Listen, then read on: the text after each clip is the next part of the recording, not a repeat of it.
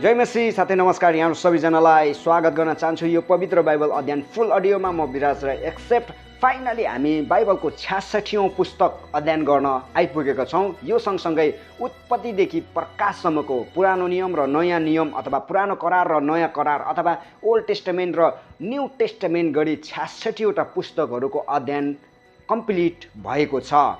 पुरानो नियममा 39वटा र नयाँ नियममा 27वटा गरी बाइबलमा 66वटा पुस्तकहरू रहेका छन् र यो प्रकाशको अध्ययन सँगसँगै हामीले बाइबल अडियोलाई यस च्यानलबाट कम्प्लिट गरेका छौँ।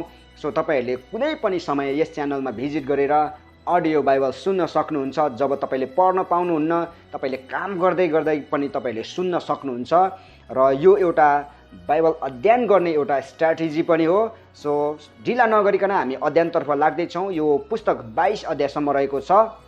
सबैभन्दा पहिला म यस पुस्तकको परिचय पढ्न चाहन्छु। यो पुस्तक यूहन्ना नाउँका एकजना प्रसिद्ध र प्रभावशाली वृद्धबाट लेखिएको हो। बाइबलका धेरै विद्वानहरू भन्छन् कि यी यूहन्ना उही चेला हुन् जसलाई येशूले विशेष गरी प्रेम गर्नुभएको थियो र जसले नयाँ करारका यूहन्नाले लेखेको सुसमाचार र यूहन्नाका 3वटा पत्रहरू लेखेका थिए। प्रकाश भन्ने यो पुस्तक ईस्वी सम्वतको पहिलो शताब्दीको अन्ततिर लेखिएको थियो। यो सारा पुस्तक यूहन्नालाई परमेश्वरबाट आएको प्रकाशको ठिक बयान हो। यो पुस्तक चाहिँ आखिरी दिनहरू र त्यतिबेला हुने ख्रिस्ट र शैतानको बीचको अन्तिम सङ्घर्षको विषयमा दिएको हो। यी आखिरी दिनहरू यूहन्नाको समयमा सुरु भइसकेका थिए। रोमी सरकारबाट सबै क्रिस्चियन मण्डलीहरूमाथि अघोर सङ्कष्ट पर्न लागेको थियो। कष्टमा परेका हरेक पुस्ताका विश्वासीहरूलाई ख्रिस्टको दोस्रो आगमन नहोउन्जेलसम्म साहस र ढाडस मिलोस् भनेर यो प्रकाश दिएको थियो। तर विशेष गरी यो प्रकाश ख्रिस्टको दोस्रो आगमनभन्दा अघि हुन आउने घटनाहरूका सम्बन्धमा लेखिएको हो। जसरी यूहन्नाको पालोमा मण्डलीहरू ठुलो सङ्कष्टको सामना गर्दै थिए, त्यसरी नै येशू फेरि आउनुहुने बेलाको अन्तिम सङ्घर्षमा सबै क्रिस्चियनहरू झन भयङ्कर कष्टमा पर्नेछन्। एक अध्यायबाट सुरु गर्दैछौँ जहाँ चाहिँ यस पुस्तकको भूमिकाको विषयमा उल्लेख गरिएको छ। येशू ख्रिस्टको प्रकाश जो परमेश्वरले चाँडै नै हुन आउने कुराहरू आफ्ना सेवकहरूलाई देखाउन उहाँलाई दिनुभयो। उहाँले आफ्नो दूत पठाउनु भएर यो कुरा आफ्नो सेवक यूहन्नालाई प्रकट गरिदिनुभयो। यूहन्नाले देखेका सबै कुराहरूको अर्थात् परमेश्वरको वचन र येशू ख्रिस्टको साक्षीको गवाई दिए। त्यो धन्य हो जसले अगमबानीका यी वचनहरू उच्च स्वरले पाठ गर्दछ र धन्य हुन् तिनीहरू जसले सुन्दछन् र त्यहाँ लेखिएका कुरा पालन गर्दछन्, किनभने समय नजिक छ। अर्को शीर्षक छ अभिवादन र प्रशंसा गान। यूहन्नाबाट एसियामा भएका 7वटा मण्डलीहरूलाई उहाँबाट तिमीहरूलाई अनुग्रह र शान्ति जो हुनुहुन्छ, जो हुनुहुन्थ्यो, जो हुन आउनुहुनेछ र उहाँको सिंहासन अघि रहनुहुने 7 आत्माबाट विश्वासयोग्य साक्षी येशू ख्रिस्टदेखि मृतकबाट प्रथम जीवित हुनुभएको तथा पृथ्वीका राजाहरूका शासकको तर्फबाट हामीलाई प्रेम गर्नुहुने र आफ्नो रगतले हामीलाई हाम्रा पापबाट स्वतन्त्र पार्नुहुनेलाई, हामीलाई एउटा राज्य, उहाँका पिता र परमेश्वरका पुजारीहरू तुल्याउनु हुने उहाँलाई महिमा र पराक्रम सदा सर्वदा होस्। आमेन। हेर, उहाँ बादलहरू साथ आउँदै हुनुहुन्छ र हरेक आँखाले उहाँलाई देख्नेछ, तिनीहरूले पनि जसले उहाँलाई घोचे र पृथ्वीका सबै कुलहरूले उहाँको कारण विलाप गर्नेछन्। यसै होस्। आमेन। अल्फा र ओमेगा म नै हुँ, सर्वशक्तिमान परमप्रभु परमेश्वर भन्नुहुन्छ, जो हुनुहुन्छ, जो हुनुहुन्थ्यो र जो हुन आउनुहुनेछ। अर्को शीर्षक छ मानिसका पुत्रको दर्शन। म यूहन्ना तिमीहरूका दाजु, तिमीहरूका साथसाथै येशूमा भएका कष्ट, राज्य र सहनशीलतामा सहभागी छु। परमेश्वरको वचन र येशू ख्रिस्टको गवाईको खातिर म पत्मोस भन्ने टापुमा थिएँ। प्रभुको दिनमा म आत्मामा थिएँ र तुरहीको जस्तो एउटा चर्को आवाज मेरो पछाडि येशू भनिरहेको मैले सुने, तिमी जे देख्दछौ सो एउटा पुस्तकमा लेख र 7वटा मण्डलीलाई पठाऊ, अर्थात् एफिसस, स्मुर्ना, पर्गामम, थियाटिरा, सार्डिस, फिलाडेल्फिया र लाउडिकियालाई।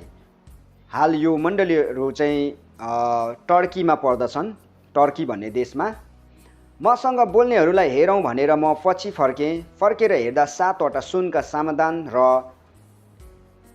समाधानहरूका माझमा मानिसको पुत्र जस्तै पाउसम्मै पोसाक लाउनु भएको र छातीमा सुनौला चौडा फित्ता लाउनु भएको एकजनालाई मैले देखेँ।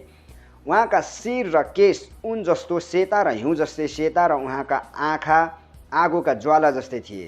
उहाँका पाउहरू आगोको भट्टीमा खारेर टल्काएका काँसा जस्ता थिए र उहाँको स्वर चाहिँ उर्लिदो पानीहरूको आवाज जस्तै थियो।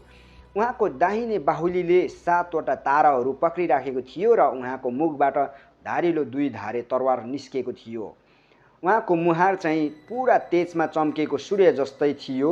जब मैले उहाँलाई देखेँ तब म मरे तुल्य भएर उहाँका पाउमा परेँ।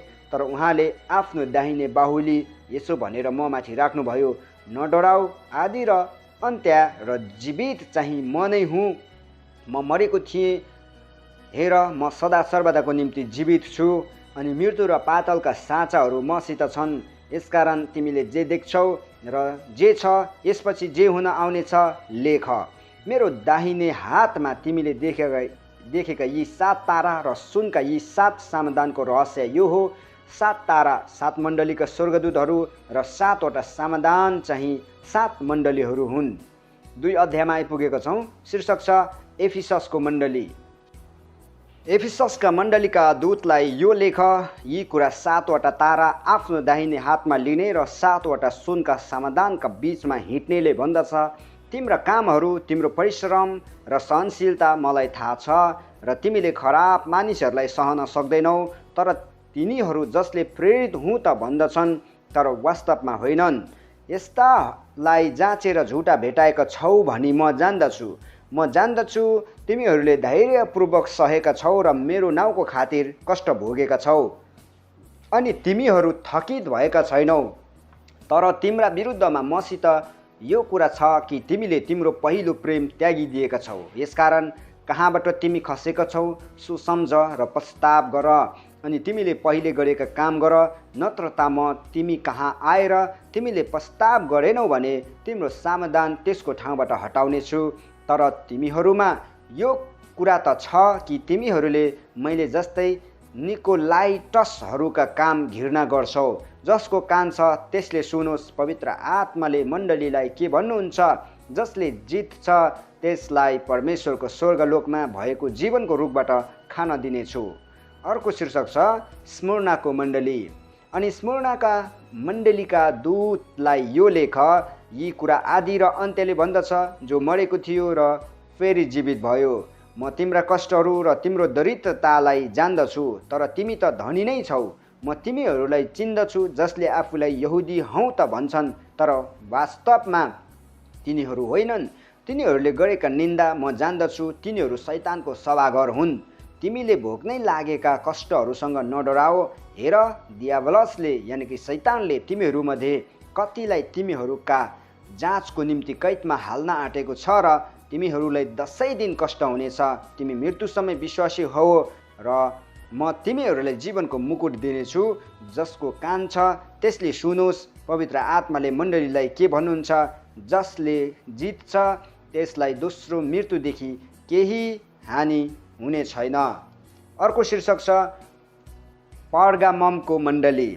अनि पर्गाममका मण्डलीका दूतलाई यो लेख, यी कुरा धारिलो 2 धारे तरवार साथमा हुनेले भन्दछ, मलाई थाहा छ तिमी कहाँ बस्छौ, त्यही जहाँ शैतानको सिंहासन छ। तरै पनि तिमीहरू मेरो नाउँमा स्थिर बस्छौ। मेरो विश्वासयोग्य साक्षी एन्टिपासको समयमा पनि म माथिको आफ्नो विश्वास तिमीहरूले त्यागेनौ। शैतान बस्ने ठाउँमा तिमीहरूकै माझमा तिनी मारिए। तर तिमीहरूका विरुद्धमा मसँग केही कुराहरू छन्, किनभने तिमीहरूसँग यस्ता कोही छन् जसले बालामको शिक्षा मान्छन्। इस्राएलीहरूका अगाडि ठोकरको कारण बनुन् भनी मूर्तिहरूलाई चढाएको भोजन खान र व्यभिचार गर्न बालामले बालकलाई सिकाए।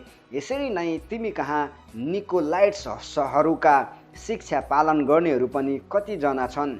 यसकारण पश्चाताप गर, नत्र त म तिमीहरूका चाँडै आउँछु र मेरो मुखको तरवारले तिनीहरूसँग लडाइँ गर्नेछु। जसको कान छ त्यसले सुनोस्। पवित्र आत्माले मण्डलीहरूलाई के भन्नुहुन्छ? जसले जित्छ त्यसलाई म गुप्त मन्नको केही भाग दिनेछु र म त्यसलाई नयाँ नाउँ लेखिएको एउटा सेतो पत्थर दिनेछु जो पाउनेले बाहेक अरू कसैले जान्दैन। अर्को शीर्षक छ थियाटिराको मण्डली। अनि थियाटिराको मण्डलीका दूतलाई यो लेख, यी कुरा परमेश्वरको पुत्रले भन्दछ, जसका आँखा आगोका ज्वाला जस्ता, जसका पाउ टल्काइराखेको काँसा जस्ता छन्। तिम्रा काम, तिम्रो प्रेम, तिम्रो विश्वास, तिम्रो सेवा र तिम्रो धैर्यपूर्ण सहनशीलता मलाई थाहा छ। तिम्रा पछिल्ला काम अघिल्ला भन्दा बढी छन्, तर तिम्रो विरुद्धमा मैले यो भन्नु छ, तिमी इजिबेल भन्ने स्त्रीलाई सहन गर्छौ। त्यसले आफैलाई अगमवादिनी भन्छे र मेरा सेवकहरूलाई व्यभिचार गर्न र मूर्तिहरूलाई चढाएको भोजन खान सिकाउँछे र यसरी तिनीहरूलाई बहकाउँछे। मैले त्यसलाई पश्चाताप गर्ने समय दिएँ, तर त्यसले आफ्नो व्यभिचारबाट पश्चाताप गर्न इन्कार गरी म त्यसलाई रोगशय्यामा फालिदिनेछु र त्यससँग व्यभिचार गर्नेहरूले त्यसले गरेका कामहरूबाट पश्चाताप गरेनन् भने म तिनीहरूलाई महासङ्कटमा फालिदिनेछु। म त्यसका छोराछोरीहरूलाई मार्नेछु र सबै मण्डलीहरूले थाहा पाउनेछन् कि म उही हुँ जसले सबैका मन र हृदयको जाँच गर्दछु र म तिमीहरू हरेकलाई तिमीहरूका काम अनुसार दिनेछु। तर तिमी थियाटिरामा भएको यो शिक्षा नमान्ने तथा कतिले भने झैँ शैतानका गहिरा कुराहरू नसिक्ने बाँकी तिमीहरूलाई म भन्दछु, म तिमीहरूमाथि अरू कुनै भार राख्दिनँ। त्यसो भए तापनि जे तिमीहरूसँग छ म नआउन्जेल त्यसलाई थामिराख। जसले जित्छ र मेरा कामहरूलाई आखिरसम्म कायम राख्छ त्यसलाई म जाति जातिमाथि अधिकार दिनेछु र फलामको डन्डाले माटोका भाँडाहरू टुक्रा टुक्रा पारेर फोरे झैँ त्यसले तिनीहरूलाई शासन गर्नेछ। जसरी मैले पनि मेरा पिताबाट अधिकार पाएको छु, म त्यसलाई बिहानको तारा दिनेछु। जसको सुन्ने कान छ त्यसले सुनोस्, पवित्र आत्माले मण्डलीहरूलाई के भन्नुहुन्छ। 3 अध्यायमा आइपुगेका छौँ। शीर्षक छ सार्डिसको मण्डली। अनि सार्डिसका मण्डलीका दूतलाई यो लेख, यी कुरा परमेश्वरका 7 आत्मा र 7 तारा हुनेले भन्दछ, तिम्रा काम मलाई थाहा छ। तिमी जीवित छौ भन्ने नाउँ त छ, तर तिमीहरू मरेका छौ। जागा रहो र मर्नै लागेका रहल कुराहरूलाई दडिला पार, किनकि मैले तिम्रो काम मेरा परमेश्वरको दृष्टिमा सिद्ध भएको भेटाएको छैन। यसकारण तिमीले जे पायौ र सुन्यौ सो सम्झ, त्यसलाई कायम राख र पश्चाताप गर। यदि तिमी जागर रहेनौ भने त म चोर जस्तै आउनेछु र म कुन बेला आउनेछु सो तिमीले थाहा पाउने छैनौ। तर सार्डिसमा कति व्यक्ति छन् जसले आफ्ना लुगा बिटुलो पारेका छैनन्, तिनीहरू मसँग सेता वस्त्र लाएर हिँड्नेछन्, किनकि तिनीहरू योग्यका छन्। जसले जित्छ त्यसलाई यसरी सेता वस्त्र पहिराइन्छ र म त्यसको नाउँ जीवनको पुस्तकबाट मेटिदिने छैन। म त्यसको नाउँ मेरा पिताको सामुन्ने र उहाँका दूतहरूका सामुन्ने स्वीकार गर्नेछु। जसको कान छ त्यसले सुनोस्, पवित्र आत्माले मण्डलीहरूलाई के भन्नुहुन्छ। अर्को शीर्षक छ फिलाडेल्फियाको मण्डली। फिलाडेल्फियाको मण्डली। अनि फिलाडेल्फियाका मण्डलीका दूतलाई यो लेख, यी कुरा त्यसले भन्दछ जो पवित्र छ, जो सत्य छ, जससँग दाउदको साँचो छ, जसले खोल्छ कसैले थुन्ने छैन र जसले थुन्छ कसैले खोल्ने छैन। मलाई तिम्रा कामहरू थाहा छ। हेर, मैले तिम्रा सामुन्ने ढोका खुल्ला राखिदिएको छु, जो कसैले थुन्न सक्दैन। तिमीसँग थोरै शक्ति छ भन्ने मलाई थाहा छ, तापनि तिमीले मेरो वचन पालन गरेका छैनौ र मेरो नाउँ इन्कार गरेका छैनौ। हेर, शैतानको सभाघरका यहुदी नभए तापनि यहुदी हौँ भनी झुटा बोल्नेहरूलाई म आएर तिम्रो चरणमा ढोक्न लाउनेछु र तिमीलाई म प्रेम गर्दछु भन्ने तिनीहरूलाई बुझाइदिनेछु।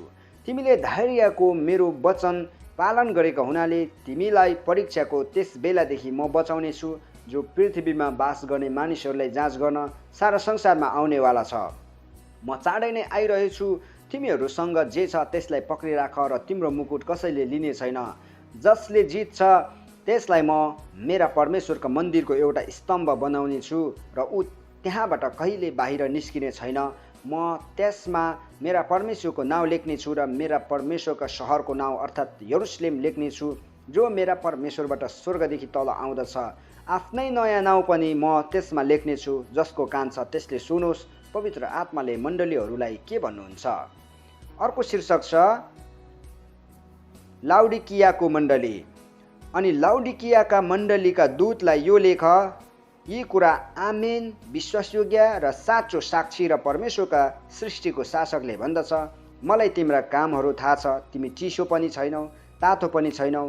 चिसो कि तातो भए त हुने थियो, किनकि तिमी मन तातो छौ, न चिसो न तातो। यसकारण म तिमीहरूलाई मेरो मुखबाट उकेलिदिनेछु। म धनी छु र मसित धन सम्पत्ति छ र मलाई केही कुराको खाँचो छैन भनी तिमी भन्दछौ, तर तिमीलाई थाहै छैन कि तिमी दुखी, दयनीय, दरिद्र, अन्धा र नाङ्गा छौ। यसकारण धनी हुनलाई आगोले खारेको सुन र आफ्नो नग्नताको शर्म ढाक्नलाई सेतो वस्त्र र तिमीले देख्न सक भनी तिम्रा आँखामा लाउनलाई मलहम, यी सबै मबाट किन्ने म तिमीलाई सल्लाह दिन्छु। जतिलाई म माया गर्छु म तिनीहरूलाई हप्काउँछु र ताट्न दिन्छु। यसकारण उत्साहित हो, प्रस्ताव गर, हेर म ढोकामा उभिएर ढकढक्याउँछु। कसैले मेरो स्वर सुनेर ढोका खोलिदियो भने म त्यस कहाँ भित्र पस्नेछु र त्यससँग भोजन खानेछु र त्यसले मसँग खानेछ। जसले जित्छ त्यसलाई म मेरो सिंहासनमा मसित बस्न दिनेछु, जसरी म आफैले पनि जितेँ र मेरा पितासँग उहाँको सिंहासनमा बसेको छु। जसको कान छ त्यसले सुनोस्। पवित्र आत्माले मण्डलीहरूलाई के भन्नुहुन्छ? 4 अध्यायमा आइपुगेका छौँ। शीर्षक छ स्वर्गीय सिंहासनको दर्शन। यसपछि मैले हेरेँ र स्वर्गमा एउटा ढोका देखेँ जो खुला थियो। मैले पहिले सुनेको स्वर तुरहीको जस्तो आवाजमा मसँग यसरी बोलिरहेको थियो, यतामाथि आऊ र अब यसपछि जुन कुराहरू हुनुपर्छ सो म तिमीलाई देखाउनेछु। म तुरुन्तै आत्मामा भएँ। हेर, स्वर्गमा एउटा सिंहासन थियो र एकजना त्यस सिंहासनमा विराजमान हुनुहुन्थ्यो। त्यहाँ विराजमान हुनुहुनेको मुहार बिल्लौर र लालमणि जस्तै देखिन्थ्यो र सिंहासनको वरिपरि पन्ना जस्तो इन्द्रेणी थियो। त्यस सिंहासनको वरिपरि 24 सिंहासनहरू थिए र शिरमा सुनका मुकुटहरू र सेता पोसाकहरू पहिरेका 24 जना धर्मगुरुहरू ती सिंहासनमा बसेका मैले देखेँ। त्यस सिंहासनबाट बिजुलीहरू, आवाजहरू र गर्जनहरू निस्केर आउँथे र त्यहाँ सिंहासनको सामुन्ने आगोका 7 वटा बत्तीहरू बलिरहेका थिए। यी परमेश्वरका 7 आत्माहरू हुन्। सिंहासनको अघि स्फटिक तुल्य काँचको समुद्र जस्तो थियो। अगाडि र पछाडि जम्मै आँखै आँखा भएका 4 वटा जीवित प्राणी सिंहासनको वरिपरि र चारैपट्टि थिए। पहिलो प्राणी सिंह जस्तै थियो, दोस्रो प्राणी बहर जस्तै, तेस्रो प्राणीको अनुहार मानिसको जस्तै र चौथो प्राणी उडिरहेको गरुड जस्तै थियो। ती चारैवटा प्राणीका 6 वटा पखेटा थिए र चारैपट्टि र भित्रपट्टि आँखाहरूले भरिएका थिए। दिनरात तिनीहरू नथामिकन यसो भन्दै गाइरहन्छन्, पवित्र पवित्र पवित्र परमप्रभु, सर्वशक्तिमान परमेश्वर, जो हुनुहुन्थ्यो र जो हुनुहुन्छ र जो हुन आउनुहुनेछ। जब जब ती जीवित प्राणीहरूले सिंहासनमा विराजमान हुनुहुने र जो सदा सर्वदा जीवित रहनुहुन्छ उहाँलाई महिमा, आदर, धन्यवाद चढाउँछन्, तब ती 24 जना धर्मगुरुहरू सिंहासनमा विराजमान हुनुहुनेको सामुन्ने घोप्टो पर्दछन् र सदा सर्वदा जीवित रहनुहुनेलाई दण्डवत गर्दछन् र तिनीहरूका आफ्ना मुकुट सिंहासनको सामुन्ने राखेर यसरी गाउँछन्, हे हाम्रा प्रभु र परमेश्वर, तपाईँ महिमा, आदर र शक्ति ग्रहण गर्ने योग्यको हुनुहुन्छ, किनभने सबै कुरा तपाईँले नै सृष्टि गर्नुभएको हो र तपाईँकै इच्छा बमोजिम ती अस्तित्वमा आए र तिनको सृष्टि भयो। 5 अध्यायमा आइपुगेको छौँ। शीर्षक छ चर्मपत्रको मुठो र थुमा।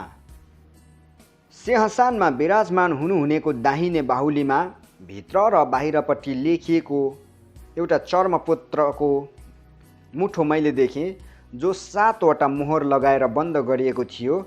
अनि एउटा बलवान स्वर्गदूतलाई ठुलो आवाजले यसो भनिरहेको मैले देखेँ, यो मुठो खोल्न र यसका मोहरहरू तोड्न योग्य को छ? स्वर्गमा अथवा पृथ्वीमा वा पृथ्वीमुनि यो चर्मपत्रको मुठो खोल्न वा त्यसभित्र हेर्न सक्ने कोही थिएन। कोही पनि त्यो चर्मपत्रको मुठो खोल्ने अथवा त्यसभित्र हेर्ने योग्यको नपाइएको हुनाले म खुबै रोएँ। तब धर्मगुरुहरूमध्ये एकजनाले मलाई भने, नरौ, हेर, यहुदाका कुलको सिंह दाउदको मूल यो मुठो र यी 7वटा मोहरहरू खोल्न विजयी हुनुभएको छ।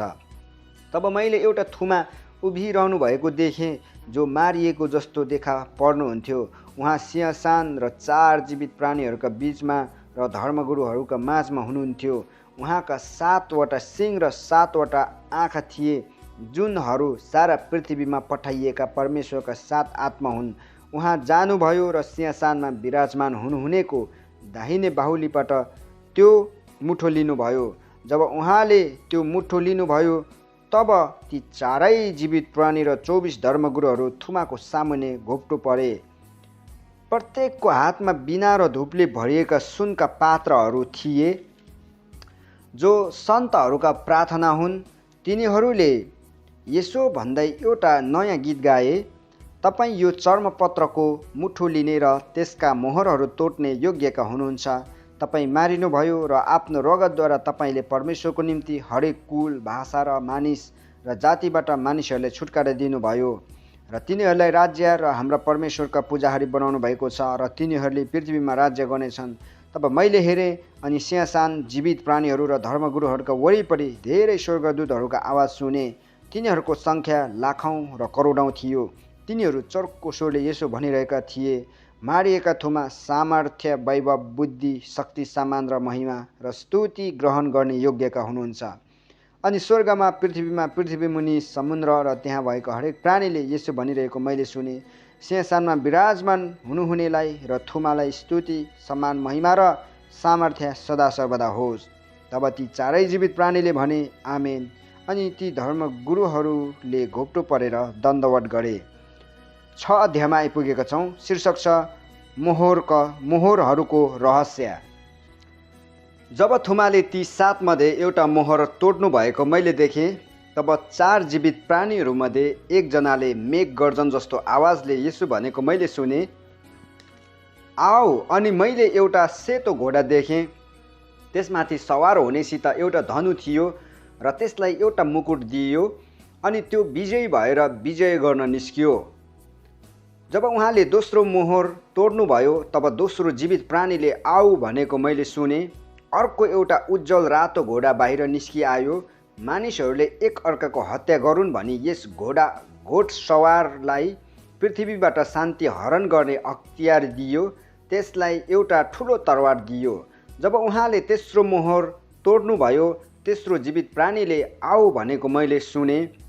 मैले एउटा कालो घोडा देखेँ। घोडसवारको हातमा एउटा तराजु थियो। ती 4 जीवित प्राणीका बीचमा एउटा आवाजले यसो भने जस्तो मैले सुने, एक दिनको ज्यालामा 1 किलो गहुँ र एक दिनको ज्यालामा 3 किलो जौँ, तर तेल र दाखमध्येलाई हानि नगर्नु। जब उहाँले चौथो मोहर तोड्नुभयो, तब चौथो जीवित प्राणीले आऊ भनेको मैले सुने। मैले पहेँलो घोडा देखेँ र घोडसवारको नाउँ चाहिँ मृत्यु थियो र पातल चाहिँ त्यसको पछि पछि लागेको थियो।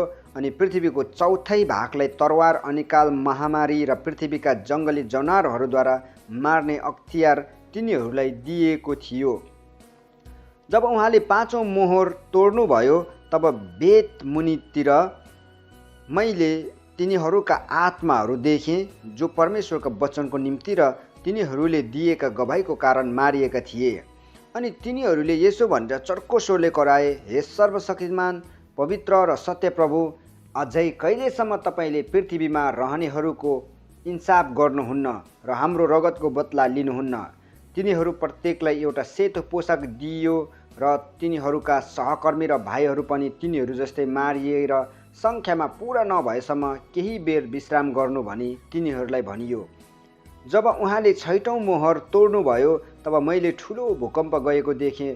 सूर्य भाङ्रा जस्तो कालो भयो र पूर्णिमाको चन्द्रमा रगत जस्तै रातो भयो। अनि अन्जिरको रुखलाई बतासले हल्लाउँदा नपाकेका फलहरू झरे झैँ आकाशका ताराहरू पृथ्वीमा खसे। आकाश चाहिँ चर्मपत्रको मुठो बेरिए झैँ लोप भयो र हरेक टापु र पहाड तिनीहरूका आआफ्नो ठाउँबाट हटेर गए। तब पृथ्वीका राजाहरू, राजकुमारहरू, जर्नेलहरू, धनीहरू, बलियाहरू, हरेक दास र स्वतन्त्र मानिसहरू पहाडका गुफाहरू र चट्टानहरू हुँदो लुके। तिनीहरूले पहाडहरू र चट्टानहरूलाई भने, हामीमाथि खस र सिंहासनमा विराजमान हुनुहुनेको मुहारबाट र थुमाको क्रोधबाट हामीलाई लुकाओ, किनकि उहाँहरूका क्रोधको दिन ठुलो दिन आएको छ र यसको अघि को खडा हुन सक्छ। 7 अध्यायमा आइपुगेका छौँ। शीर्षक छ 1,44,000 माथि मोहर। यसपछि पृथ्वीमा वा समुद्रमा वा रुखमा बतास नचलोस् भनी 4 स्वर्गदूतलाई पृथ्वीका चारै बतासलाई रोकेर पृथ्वीका 4 कुनामा उभिरहेका मैले देखेँ। तब जीवित परमेश्वरको मोहर साथमा लिई अर्को एकजना स्वर्गदूत पूर्वबाट उक्लेका मैले देखेँ। पृथ्वी र समुद्रलाई हानि पुर्याउने अख्तियार दिइराखेका 4 स्वर्गदूतलाई यसो भनेर तिनले चर्को स्वरले भने, हामीले हाम्रा परमेश्वरका दासहरूका निधारमा मोहर नलाउन्जेल पृथ्वी, समुद्र वा रुखहरूलाई केही हानि नगर। तब मैले मोहर लगाएकाहरूको सङ्ख्या सुने। तिनीहरू 1,44,000 थिए र तिनीहरू इस्राएलका सन्तानहरूको प्रत्येक कुलबाट थिए। यहुदाको कुलबाट 12,000लाई मोहर लगाइयो, रुबेनको कुलबाट 12,000लाई, गादको कुलबाट 12,000लाई, आशेरको कुलबाट 12,000लाई, नप्तालीको कुलबाट 12,000लाई, मनस्सेको कुलबाट 12,000लाई, सिमियोनको कुलबाट 12,000लाई, लेवीको कुलबाट 12,000लाई, इस्साखारको कुलबाट 12,000लाई, जबुलुनको कुलबाट 12,000लाई, योसेफको कुलबाट 12,000लाई, बेन्यामिनको कुलबाट 12,000लाई मोहर लगाइयो। अर्को शीर्षक छ सेतो वस्त्र लगाएको ठुलो भिड। यसपछि कुनै मानिसले गन्न नसक्ने एउटा ठुलो भिड, जो हरेक जाति, सबै कुलहरू, मानिसहरू र भाषा बोल्नेबाट थियो, सेता पोसाक पहिरेर हातमा खजुरका हाँगा सिंहासन र थुमाको सामुन्ने उभिरहेको मैले देखेँ। तिनीहरू उच्च स्वरले कराएर सिंहासनमा विराजमान हुनुहुने हाम्रा परमेश्वर र थुमामा मुक्ति छ अनि सिंहासन, धर्मगुरुहरू र 4 जीवित प्राणीहरूका वरिपरि सबै स्वर्गदूतहरू उभिए र तिनीहरूले सिंहासनको सामुन्ने घोप्टो परि यसो भन्दै परमेश्वरलाई दण्डवत गरे, आमेन। हाम्रा परमेश्वरलाई प्रशंसा, महिमा, बुद्धि, धन्यवाद, सम्मान, शक्ति र सामर्थ्य सदा सर्वदा होस्, आमेन। धर्मगुरुहरूमध्ये एकजनाले मलाई सोधे, यी सेता पोसाक लाउनेहरू को हुन् र कहाँबाट आएका हुन्? अनि मैले तिनलाई भने, हजुर तपाईँ नै जान्नुहुन्छ। तिनले मलाई भने, यिनीहरू तिनै हुन् जुनहरू महासङ्कष्टबाट आएका हुन् र तिनीहरूले आफ्ना पोसाकहरू थुमाको रगतमा धोएर सेता बनाएका छन्। यसै कारण तिनीहरू परमेश्वरका सिंहासनको सामुन्ने छन् र दिनरात उहाँको मन्दिरमा उहाँको सेवा गर्दछन् र सिंहासनमा विराजमान हुनुहुनेले आफ्नै परिस्थितिले तिनीहरूलाई शरण दिनुहुनेछ। तिनीहरू कहिले भोकाउने र तिर्खाउने छैनन्। सूर्यको राप अथवा कुनै प्रचण्ड ताप तिनीहरूमाथि पर्ने छैन, किनकि सिंहासनको बीचमा हुनुहुने थुमा तिनीहरूका गोठालो हुनुहुनेछ र तिनीहरूलाई डोर्याएर जिउँदो पानीको स्रोतसम्म लानुहुनेछ र परमेश्वरले तिनीहरूका आँखाबाट सबै आँसु पुछिदिनुहुनेछ। 8 अध्यायमा आइपुगेका छौँ। शीर्षक छ 7औं मोहर र सुनको धुपाउरो। जब थुमाले 7औं मोहर तोड्नुभयो तब प्राय आधा घण्टासम्म स्वर्गमा सन्नाटा छायो। परमेश्वरको सामुन्ने उभिने 7 स्वर्गदूतहरूलाई मैले देखेँ। तिनीहरूलाई 7वटा तुरही दिइयो अनि अर्को एउटा स्वर्गदूत आए अनि सुनको धुपाउरो लिएर वेदीको छेउमा खडा भए। सिंहासनको सामुन्ने रहेका सुनको वेदीमाथि सबै सन्तहरूका प्रार्थनासँग चढाउनका निम्ति तिनलाई धेरै धूप दिइयो। धूपको धुवाँ सन्तहरूका प्रार्थनाका साथ स्वर्गदूतको हातबाट परमेश्वरको सामुन्ने मास्तिर गयो। तब स्वर्गदूतले धुपाउरो लिएर वेदीको आगो त्यसमा भरिदिएर पृथ्वीमा फ्याँकिदिए अनि मेघ गर्जनहरू, आवाजहरू, बिजुलीको चमकहरू उत्पन्न भएर भूकम्प गयो। अर्को शीर्षक छ तुरहीहरू। ती 7वटा तुरही हुने 7 स्वर्गदूत तुरही फुक्न तयारी भए। पहिलो स्वर्गदूतले आफ्नो तुरही फुकेर रगतसँग मिसिएको असिना र आगो आइहाल्यो र ती पृथ्वीमा बर्सिन लाग्यो अनि पृथ्वीको 1/3 भाग, रुखहरूको 1/3 भाग र सबै हरिया घाँसहरू डढिहाले। दोस्रो स्वर्गदूतले आफ्नो तुरही फुकेर आगोले जलिरहेको एउटा ठुलो पहाड जस्तो समुद्रमा फालियो र समुद्रको 1/3 भाग रगत बन्यो अनि समुद्रमा भएका जीवित प्राणीको 1/3 भाग मरेर जहाजहरूको 1/3 भाग नष्ट भए। तेस्रो स्वर्गदूतले आफ्नो तुरही फुकेर आकाशबाट बल्दो राँको झैँ एउटा ठुलो तारा खस्यो र खोलाहरूको 1/3 भाग र पानीहरूका मुहानहरूमा त्यो खस्यो। त्यस ताराको नाउँ ऐरेलु हो र त्यसले गर्दा पानीको 1/3 भाग तितो भयो र पानी तितो भएको हुनाले धेरै मानिसहरू मरे। चौथो स्वर्गदूतले आफ्नो तुरही फुकेर सूर्यको 1/3 भागमाथि प्रहार गरियो र चन्द्रमाको 1/3 भागमाथि र ताराहरूको 1/3 भागमाथि पनि प्रहार भयो र तिनीहरूका प्रकाशको 1/3 भागलाई अन्धकारले छोप्यो। तब तिनको 1/3 ज्योतिविहीन भयो, त्यसरी नै रातको 1/3 पनि। मैले हेरेर मध्य आकाशमा उडिरहेको एउटा गरुड यसो भन्दै चर्को स्वरले कराएको सुने, फुक्न बाँकी रहेका 3 स्वर्गदूतका अरू तुरहीका आवाजको कारणले पृथ्वीमा बास गर्नेहरूलाई धिक्कार, धिक्कार, धिक्कार। 9 अध्यायमा आइपुगेको छौँ। शीर्षक छ शक्तिशाली सलहहरू। अनि 5औं स्वर्गदूतले आफ्नो तुरही फुके र मैले एउटा तारा देखेँ जो स्वर्गबाट पृथ्वीमा खसेको थियो। त्यस तारालाई अतल कुण्डको साँचो दियो। त्यसले अतल कुण्ड खोल्यो र त्यस कुण्डबाट आगोको ठुलो भट्टीबाट निस्केको धुवाँ जस्तो आयो र कुण्डको धुवाँले सूर्य र वायुमण्डल अँध्यारो पार्यो। त्यस धुवाँबाट पृथ्वीमा सलहहरू निस्केर पृथ्वीका बिच्छीहरूको जस्तो शक्ति तिनीहरूलाई दियो। तिनीहरूलाई आदेश दिइयो कि पृथ्वीका घाँस वा कुनै बोट बिरुवालाई हानि नगर्नु, तर मानव जातिका तिनीहरूलाई मात्र हानि गर्नु जसको निधारमा परमेश्वरको मोहर छैन। तिनीहरूलाई मारि त नहाल्नु, तर 5 महिनासम्म यातना दिनु भन्ने तिनीहरूलाई अख्तियार दिइयो र मानिसलाई बिच्छीले डस्दा जस्तो पीडा हुन्छ तिनीहरूले दिएको पीडा पनि त्यस्तै थियो। ती दिनमा मानिसहरूले मृत्यु खोज्नेछन् तर पाउने छैनन्। तिनीहरूले मर्न इच्छा गर्नेछन् तर मृत्यु तिनीहरूबाट भाग्नेछ। ती सलहहरूको रूप लडाइँको निम्ति तयार गरिराखेका घोडाहरूको जस्तो थियो। तिनीहरूका शिरमा सुनका मुकुट जस्ता केही थिए र तिनीहरूका अनुहार चाहिँ मानिसका अनुहार जस्तै थिए। तिनीहरूका केश स्त्रीका केश जस्तै थिए र तिनीहरूका दाँत सिंहका दाँत जस्ता थिए। अनि तिनीहरूका छातीका कवच फलामका थिए र तिनीहरूका पखेटाको आवाज लडाइँमा दगुर्ने धेरै रथ र घोडाहरूको आवाज जस्तै थियो। तिनीहरूका पुच्छर र खिल बिच्छीका जस्तै थिए। तिनीहरूका पुच्छरमा 5 महिनासम्म मानिसलाई कष्ट दिने शक्ति थियो। अतल कुण्डको दूत तिनीहरूको राजा थियो। हिब्रू भाषामा त्यसको नाउँ एबाडोन र ग्रिक भाषामा त्यसको नाउँ ओपोलियोन हो। पहिलो विपत्ति गइहाल्यो, त्यसपछि फेरि 2 विपत्ति आउन बाँकी छन्। अनि 6औं स्वर्गदूतले आफ्नो तुरही फुकेर मैले परमेश्वरको अगाडि रहेका सुनका वेदीका 4 सिङहरू निस्केको एउटा आवाज सुने। तुरही लिने 6औं स्वर्गदूतलाई यसो भनेको मैले सुने, ठुलो नदी युफ्रेटिसमा बाँधिराखेका ती 4 दूतलाई छोडिदेऊ। अनि ती 4 दूतहरू छोडिए जुनहरू मानिस जातिको 1/3 मार्नलाई त्यस घडी, त्यस दिन, त्यस महिना र त्यस वर्षको निम्ति तयार पारिराखिएका थिए। ती घोडसवार फौजको सङ्ख्या 20 करोड थियो। मेरो दर्शनमा देखिएका घोडा र घोडसवारहरू यस्ता थिए। तिनीहरूका छातीका कवचहरू आगोको नीलमणि र गन्धकको रङका थिए। ती घोडाहरूका शिर सिंहहरूका शिर जस्ता थिए। तिनीहरूका मुखबाट आगो, धुवाँ र गन्धक निस्किन्थे।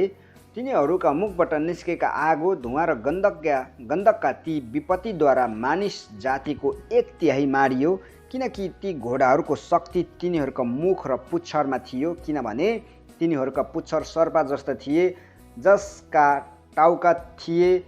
तीद्वारा तिनीहरूले मानिसहरूलाई चोट पार्थे। यी विपत्तिद्वारा नमारिएका बाँकी मानिसहरूले आफ्ना हातका कामहरूबाट अझ पनि प्रस्ताव गरेनन्। तिनीहरूले भूतहरूलाई र देख्न नसक्ने, सुन्न नसक्ने र हिँड्न नसक्ने, सुन, चाँदी, काँसा, ढुङ्गा र काठका मूर्तिहरूलाई पुज्न छोडेनन्। तिनीहरूले आफूले गरेको हत्या, जादुगरी, व्यभिचार र चोरीको प्रस्ताव गरेनन्। 10 अध्यायमा आइपुगेका छौँ। शीर्षक छ स्वर्गदूत र सानो चर्मपत्रको मुठो।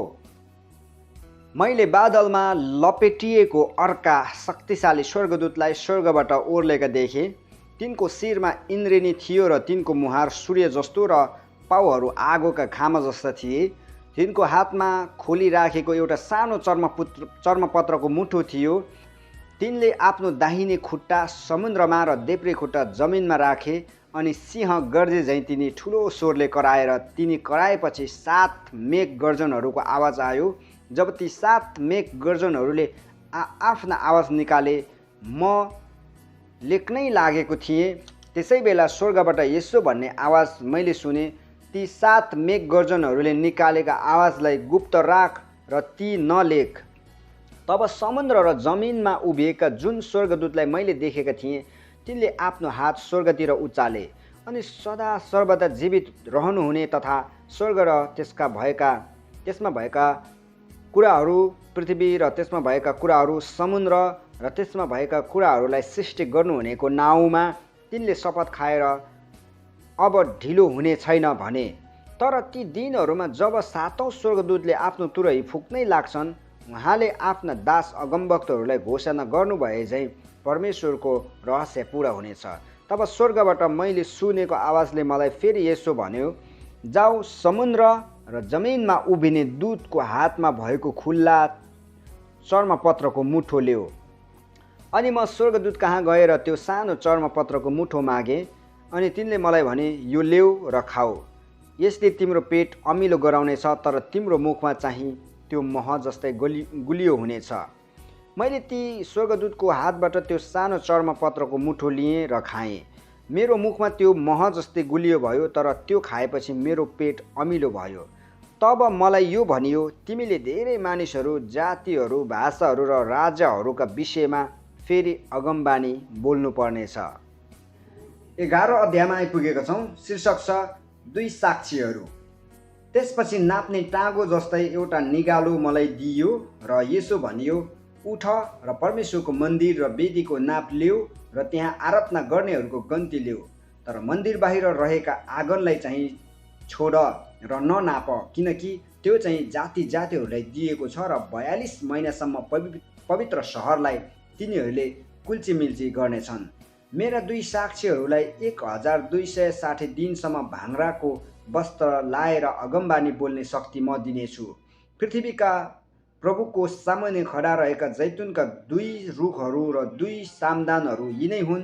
यदि कुनै मानिसले तिनीहरूलाई हानि गर्ने इच्छा गर्यो भने तिनीहरूका मुखबाट निस्केको आगोले तिनीहरूका शत्रुलाई नाश पार्नेछ। कुनै मानिसले तिनीहरूलाई हानि गर्ने इच्छा गर्यो भने त्यो त्यही किसिमले मारिनेछ। तिनीहरूले अगमबानी बोलेका दिनहरूमा पानी नपरोस् भनी आकाश बन्द गर्ने तिनीहरूसित शक्ति छ र पानीहरूलाई रगत तुल्याउने र तिनीहरूलाई इच्छा लागेको बेलामा पृथ्वीमा हर किसिमका विपत्ति ल्याउने तिनीहरूसित शक्ति छ। तिनीहरूले आफ्नो गवाईको काम सिद्ध्याइसकेपछि अतलकुण्डबाट निस्किआउने त्यस पशुले तिनीहरूसँग लडाइँ गरी तिनीहरूलाई जितेर मार्नेछ। तिनीहरूका लासहरू त्यस ठुलो सहरको सडकमा पडिरहनेछन्, जुन सहरलाई साङ्केतिक रूपमा सदोम र मिस्र भनिन्छ, जहाँ तिनीहरूका प्रभु क्रुसमा टाँगिनु भएको थियो।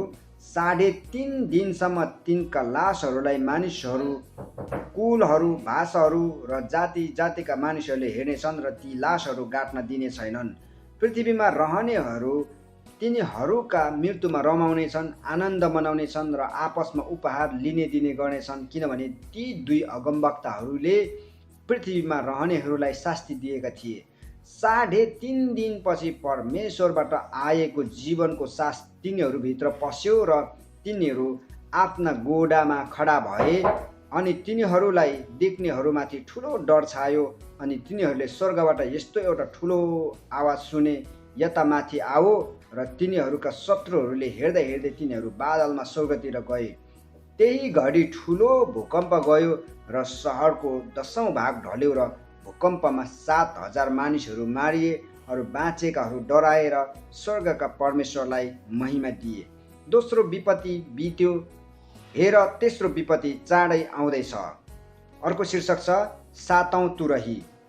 अनि सातौं स्वर्गदूतले आफ्नो तुरही फुके र त्यसपछि स्वर्गमा यसो भन्ने ठुला ठुला आवाज गुन्जिए, संसारको राज्य हाम्रा प्रभुको र उहाँका ख्रिस्टको राज्य भएको छ, अनि उहाँले सदा सर्वदा राज्य गर्नुहुनेछ।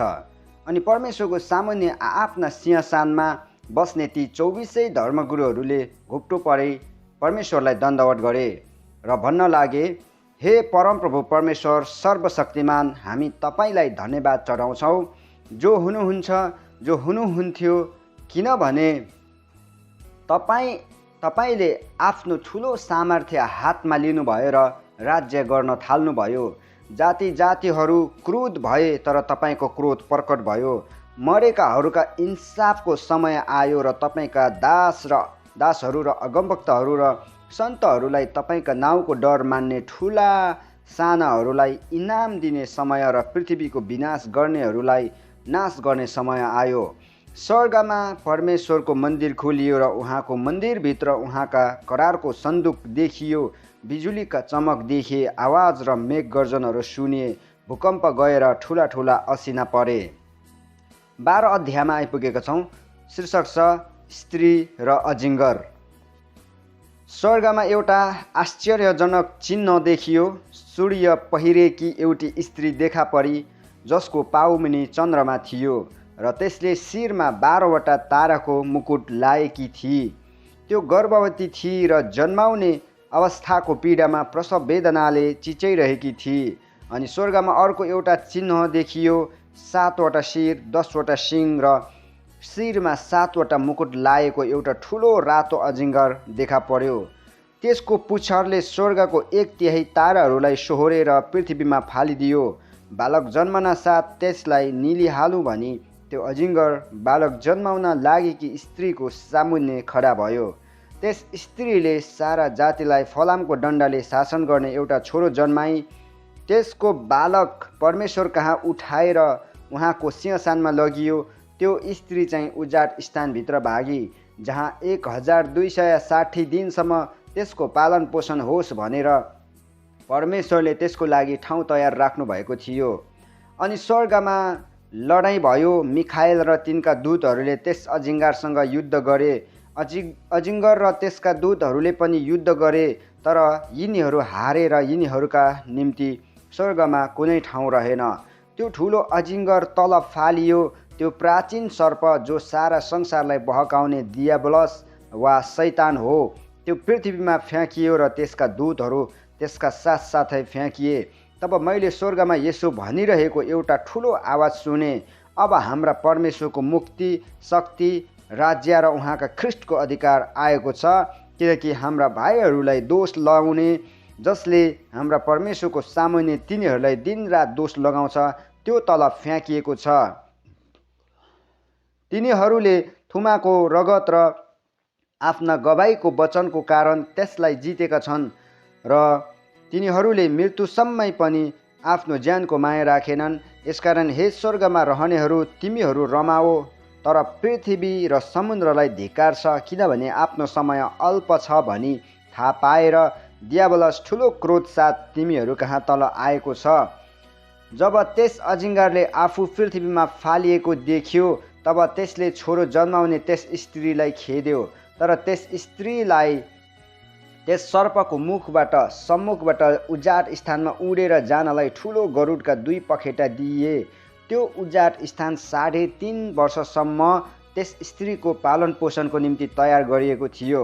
त्यस स्त्रीलाई बाटले बगाओस् भनेर त्यस सर्पले स्त्रीको पछि आफ्नो मुखबाट नदी जस्तै पानी निकाल्यो।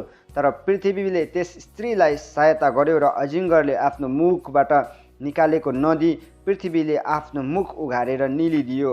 तब त्यो अजिङ्गर त्यस स्त्रीसँग क्रोधित भयो र त्यसका बाँकी सन्तानसँग युद्ध गर्न गयो, अर्थात् तिनीहरूसँग जुनहरूले परमेश्वरका आज्ञाहरू पालन गर्दछन् र येशूको गवाही दिन्छन्। अनि त्यो अजिङ्गर समुद्रको किनारमा खडा भयो। 13 अध्यायमा आइपुगेका छौँ। शीर्षक छ समुद्रबाट निस्किआएको पशु। समुद्रबाट एउटा पशु निस्किआएको मैले देखेँ, जसका 10वटा सिङ र 7वटा शिर थिए। त्यसका सिङमा 10वटा मुकुट थिए र त्यसका शिरमा ईश्वर निन्दाको नाउँ थिए। मैले देखेको त्यो पशु चितुवा जस्तै थियो, त्यसका खुट्टाहरू भालुका जस्ता थिए र त्यसको मुख सिंहको जस्तो थियो। त्यस अजिङ्गरले त्यस पशुलाई आफ्नो शक्ति, आफ्नो सिंहसान र ठुलो अधिकार दियो। त्यसको एउटा शिरमा चाहिँ घातक चोट लागेको जस्तो देखिन्थ्यो, तर त्यसको चोट निको भयो अनि सारा पृथ्वी छक्क परेर त्यस पशुको पछि पछि लाग्यो। मानिसहरूले अजिङ्गरको पूजा गर्दथे किनकि त्यसले आफ्नो अधिकार पशुलाई दिएको थियो। तिनीहरूले यसो भन्दै पशुको पूजा गरे, यो पशु जस्तो अरू को छ? यसको विरुद्धमा को लड्न सक्ने? त्यसलाई अहङ्कारी र ईश्वर निन्दक शब्दहरू उच्चारण गर्ने मुख दिइयो। त्यसलाई 42 महिनासम्म अधिकार चलाउने अनुमति दिइयो। परमेश्वरको विरुद्धमा निन्दा गर्न उहाँको नाउँ र उहाँको वासस्थान र स्वर्गमा बस्नेहरू समेत सबैको निन्दा गर्नलाई त्यसले आफ्नो मुख खोल्यो। अनि त्यसलाई सन्तहरूसँग लडाइँ गर्न र तिनीहरूलाई जित्न अनुमति दिइयो। सबै कुलहरू, मानिसहरू, भाषाहरू र जातिहरूमाथि त्यसलाई अधिकार दिइयो। पृथ्वीमा बास गर्ने सबैले त्यस पशुको पूजा गर्नेछन्, अर्थात् तिनीहरूले जसको नाउँ संसारको सृष्टिदेखि नै मारिनुभएका थोमाका जीवनको पुस्तकमा लेखिएको छैन। जसको कान छ त्यसले सुनोस्। कैदमा जानुपर्ने कैदमा नै जानेछ, तरवारले मारिने चाहिँ तरवारले नै मारिनेछ। सन्तहरूको सहनशीलता र विश्वास यसैमा छ। अर्को शीर्षक छ पृथ्वीबाट निस्किएको पशु। अनि पृथ्वीबाट निस्किरहेको अर्को एउटा पशु मैले देखेँ। त्यसको पनि थुमाका जस्तै 2वटा सिङ थिए र अजिङ्गर जस्तै त्यो बोल्थ्यो। त्यसले पहिलो पशुको उपस्थितिमा त्यही पशुको सारा अधिकार चलाउँथ्यो र पृथ्वी र त्यसका सम्पूर्ण बासिन्दाहरूलाई पहिलो पशुको पूजा गर्न लाउँथ्यो, जसको घातक चोट निको भएको थियो। मानिसका आँखाको अघि आकाशबाट पृथ्वीमा आगो झार्ने जस्ता ठुला ठुला चिन्हहरू पनि त्यसले गर्यो। पहिलो पशुको उपस्थितिमा जुन चमत्कार देखाउने शक्ति त्यसले दिएको थियो, त्यहीद्वारा त्यसले पृथ्वीका बासिन्दाहरूलाई बहकायो। तरवारको चोट खाएर पनि जीवित भएको त्यस पहिलो पशुको सम्मानमा एउटा मूर्ति बनाउने हुकुम त्यसले तिनीहरूलाई दियो। त्यस पहिलो पशुको मूर्तिमा सास हालिदिने अनुमति त्यसलाई दिइयो, यस हेतुले कि पशुको त्यो मूर्ति बोल्न सकोस् र त्यस पशुको मूर्तिलाई नपुज्नेहरू मारिउन्। अनि त्यसले साना र ठुला, धनी र गरिब, फुक्का र कमारा सबैलाई तिनीहरूका दाहिने हात वा निधारमा छाप लगाउन लायो। त्यो छाप नभइकन कसैले पनि किनमेल गर्न नपाउने भयो। त्यो छाप चाहिँ त्यस पशुको नाउँ वा त्यसका नाउँको सङ्ख्या हो। बुद्धिमत्ता यसैमा छ, जसको समझ छ त्यसले त्यस पशुको सङ्ख्या जोडोस्, किनकि त्यो कुनै मानिसको सङ्ख्या हो र यो सङ्ख्या चाहिँ 666 हो। 14 अध्यायमा आइपुगेको छौँ। शीर्षक छ थुमा र 1,44,000। अनि मैले हेरेँ र सियोन डाँडामा थुमा खडा हुनुभएको मैले देखेँ। उहाँको साथमा 1,44,000 थिए, जसका निधारमा उहाँको नाउँ र उहाँका पिताको नाउँ लेखिएका थिए। अनि धेरै पानीहरूको आवाज जस्तै र ठुलो गर्जनको आवाज जस्तो स्वर्गबाट आएको एउटा स्वर मैले सुने। मैले सुनेको त्यो स्वर बिना बजाउनेहरूले बजाइरहेका बिनाको स्वर जस्तो थियो। सिंहासनको र ती 4 जीवित प्राणीहरूका र धर्मगुरुहरूका अगाडि तिनीहरूले एउटा नयाँ गीत गाउँदथे। पृथ्वीबाट मूल तिरी छुट्याइएका 1,44,000ले बाहेक कसैले त्यो गीत सिक्न सक्दैनथ्यो। तिनीहरू स्त्रीसँग लसपस भएका थिएनन् र आफूलाई चोखो राखेका थिए। थुमा जता जता जानुहुन्छ उहाँको पछि पछि लाग्नेहरू यिनीहरू नै हुन्। परमेश्वर र थुमाको निम्ति पहिलो फलको रूपमा मानिसहरूका बीचबाट यिनीहरू मूल तिरी छुट्याइएका थिए। तिनीहरूका मुखमा कुनै झुट पाइएन, तिनीहरू निष्कोट थिए। अर्को शीर्षक छ 3 स्वर्गदूतहरू। अनि अर्को स्वर्गदूतलाई मध्य आकाशमा उडिरहेका मैले देखेँ। पृथ्वीमा रहने हरेक जाति, कुल, भाषा र मानिसलाई घोषणा गर्ने अनन्त सुसमाचार तिनीसँग थियो।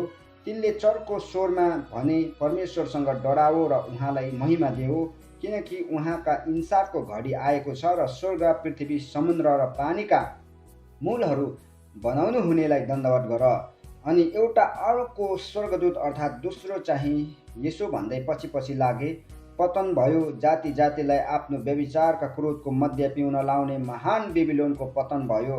त्यसपछि तेस्रा स्वर्गदूत चर्को स्वरले यसो भन्दै तिनीहरूका पछि आए, यदि कुनै मानिसले त्यो पशु र त्यसको मूर्तिलाई पुज्यो र निधार वा हातमा त्यसको छाप लियो भने त्यसले पनि उहाँका क्रोधको कचौराबाट केही नमिसाई तयार गरिएको परमेश्वरका क्रोधको कडा मध्य पिउनेछ र पवित्र स्वर्गदूतहरू र थुमाको सामान्य आगो र गन्धकमा त्यसलाई यातना दिइनेछ। तिनीहरूका यातनाको धुवाँ सदा सर्वदा मासतिर गइरहनेछ। तिनीहरू यिनै हुन् जसले त्यो पशु र त्यसको मूर्तिलाई पूजा गर्छन् र त्यसका नाउँको छाप लिन्छन्। तिनीहरूले दिनरात कहिले पनि आराम पाउने छैनन्। परमेश्वरका आज्ञाहरू पालन गर्ने र येशूमाथि विश्वास राख्ने सन्तहरूको धैर्य धारण यसैमा छ। अनि स्वर्गबाट आएको यस्तो आवाज मैले सुने, यो लेख अब उपरान्त प्रभुमा मर्नेहरू धन्यका हुन्। आत्मा भन्नुहुन्छ हो, तिनीहरूले आफ्ना परिश्रमबाट आराम पाउनेछन्, किनकि तिनीहरूका काम तिनीहरूका पछि लाग्नेछन्। अर्को शीर्षक छ पृथ्वीको कटनी। अनि मैले हेरेर एउटा सेतो बादल र त्यसमाथि बस्नु भएको मानिसको पुत्र जस्तो एकजनालाई देखेँ, जसको शिरमा सुनको मुकुट थियो र हातमा एउटा धाडिलो हँसिया थियो। अर्को एउटा स्वर्गदूत मन्दिरबाट बाहिर आए र बादलमाथि बस्नु हुनेलाई चर्को स्वरले भने, तपाईँको हँसिया लिनुहोस् र कटनी गर्नुहोस्, किनकि कटनीको समय आएको छ, किनभने पृथ्वीको बाली पुरै पाकिसकेको छ। यसरी बादलमाथि बस्नुहुनेले आफ्नो हँसिया पृथ्वीमाथि चलाउनु भयो अनि पृथ्वीको कटनी भयो।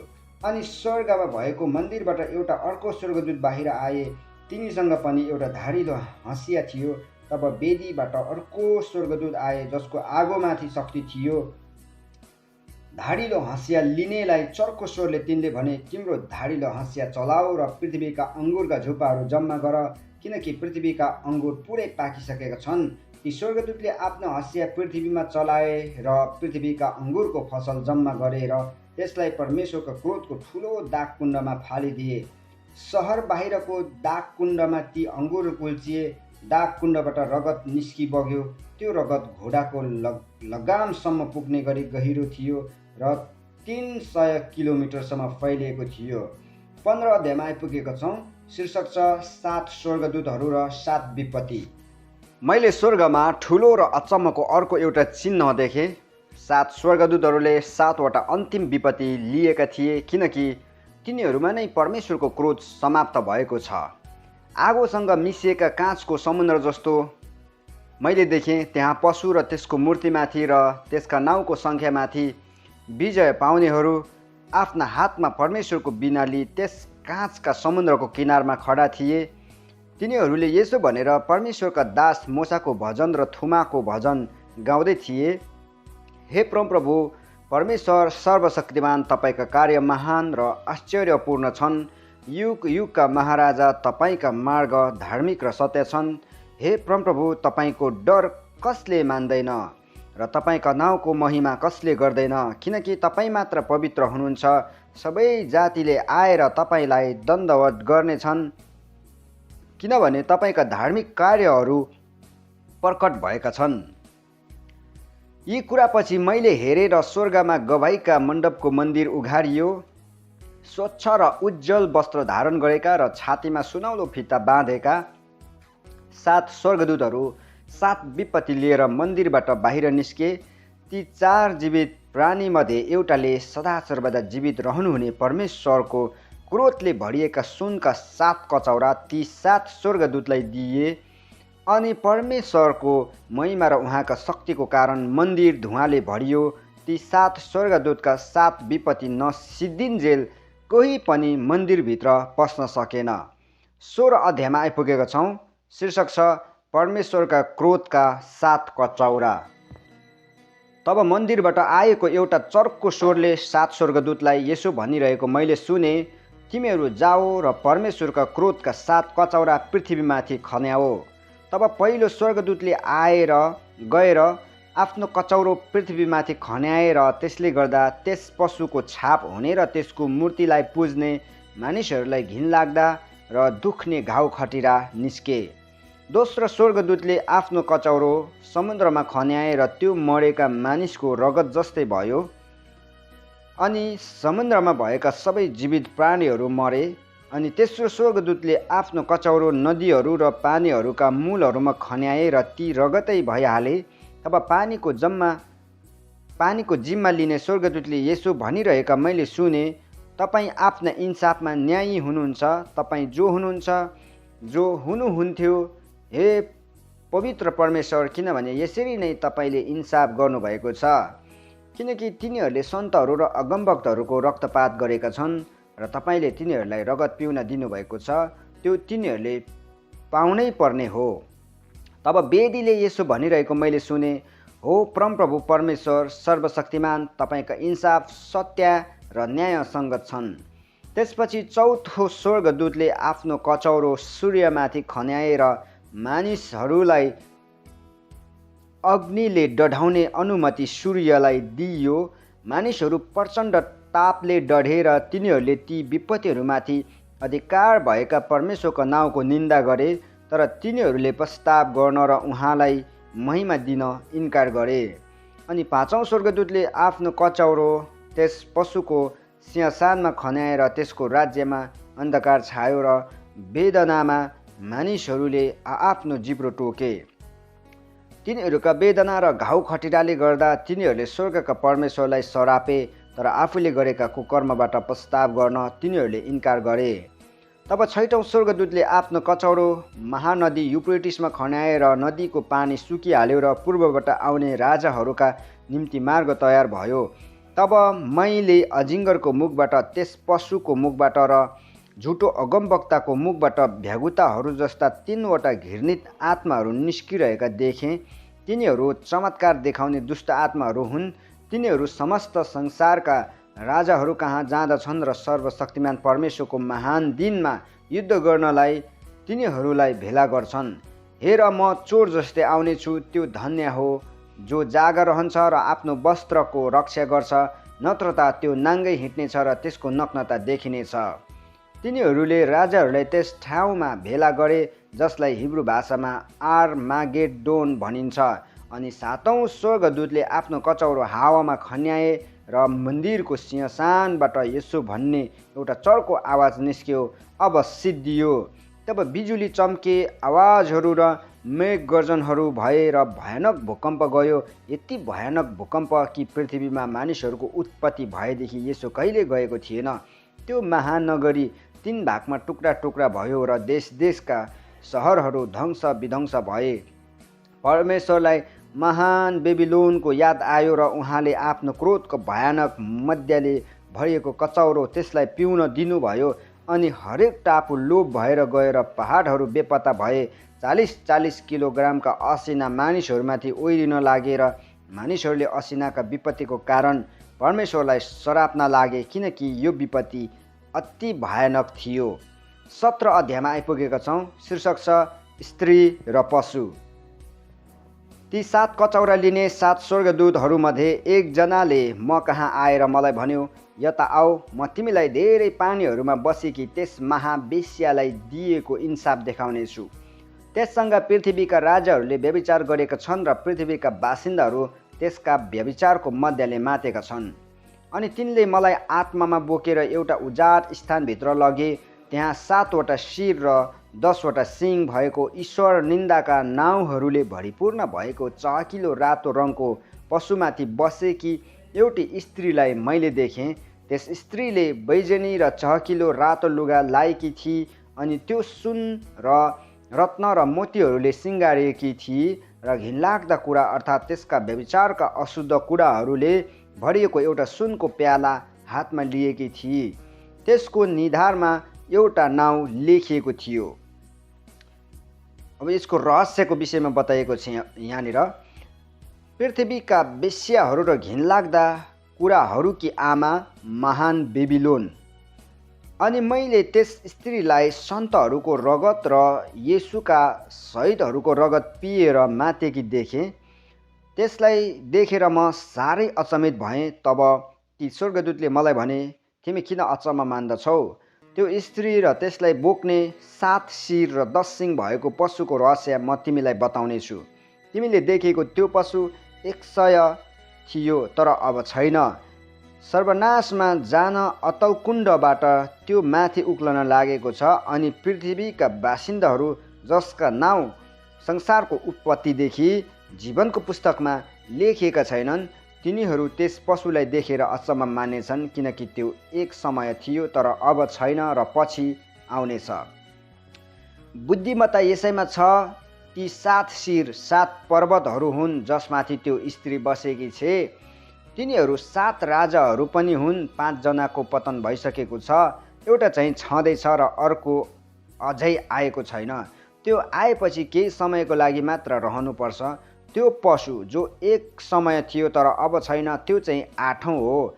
7 मध्येको त्यो एक हो र तर त्यसको सर्वनाश हुनेछ।